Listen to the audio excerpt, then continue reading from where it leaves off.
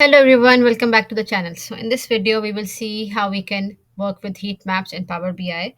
Heat map is very useful if you want to identify patterns and trends and outliers in a data set.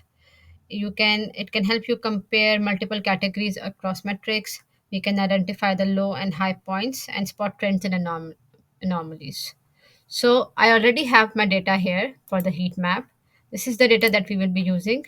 It is sales trend, sales profit, customer satisfaction, and the growth rate percentage for these categories.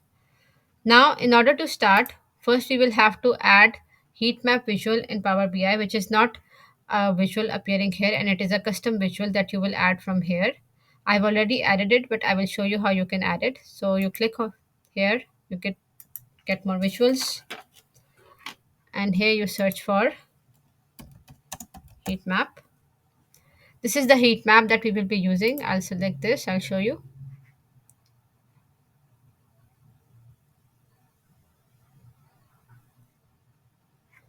Now this, once you come here, you will just click on add. I've already done that, so I will not do it again. But this is how your heat map will look like. Let's go back. Let's close this. Now I'll come here and I'll select my heat map. Here you see we have two fields here, category and Y. In category, we will simply drag our category. In the Y, first let's add sales. Let me expand this. Then we will add profit. We can add the customer satisfaction and our growth rate. So now you can see that it is appearing here. This is the scale, and we will see how we can modify this also, maximum and minimum value. And it is appearing here, your sales. Let's just change the name here. It's sales profit.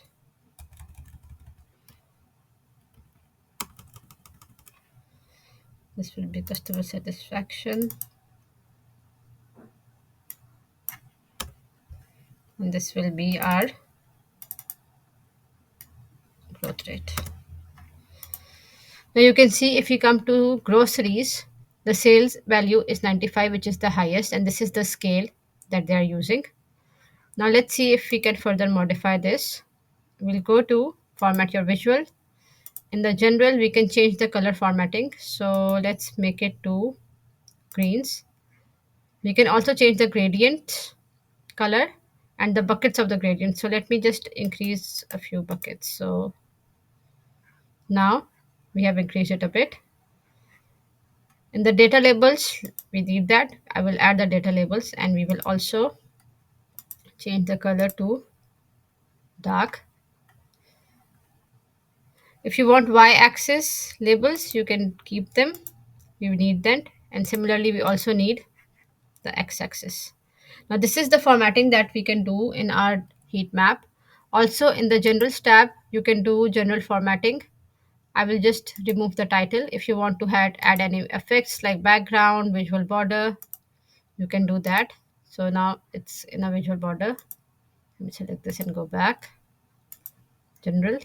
If you want to add any data format, for example, to any of this, you can do that. We'll leave it as it is.